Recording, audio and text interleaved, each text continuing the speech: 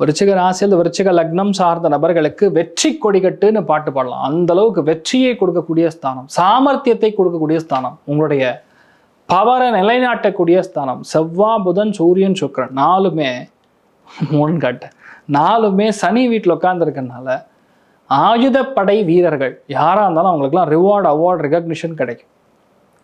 அதே மாதிரி technology orient கோர்சஸில் இருக்கக்கூடிய நபர்களுக்கு பதவி உயர்வுகள், வைஸ் பிரசிடென்ட் லெவலுக்கு உயரக்கூடிய நிலைமை.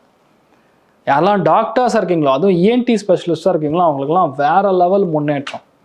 உங்களை யாருமே பகைச்சிக்கவே முடியாது. ஆற்றல்கள், அக்ரெஷன் பயங்கரமாக இருக்கும். அக்ரெசிவ்னஸ் இருக்கிற வரைக்கும் நீங்கள் உங்களை யாரும் அடிச்சுக்க முடியாது. அதாவது ஒரு விஷயத்தை செய்தே முடிக்கணுங்கிற எண்ணம் அதிகமாக இருக்கும். நிறைய பேருக்கு ஆர்டர் வரும், உட்காரக்கு நேரம் இருக்காது, அவ்வளோ பிஸியாக இருப்பீங்க, பெண்டை கழுட்டும், பட் ஸ்டில் உங்களுக்கு விஷயம் நடக்கும். ஸ்ட்ராங்காக ஒரு காரியத்தில் நின்று ஜெயிக்கக்கூடிய ஒரு பிராப்தம் இருக்க போகிறதுன்னு சொல்லலாம்.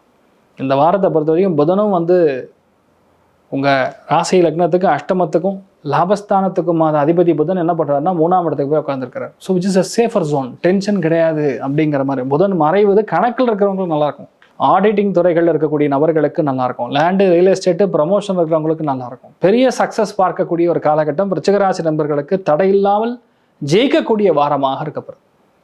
சந்தோஷமும் பொருளாதாரமும் என்பது நீங்கள் வழிபாடு செய்ய வேண்டிய தெய்வம். மிக முக்கியமான தெய்வங்களில் வாராகி அம்மன் வழிபாடு நல்ல மாற்றத்தை கொடுப்பார்.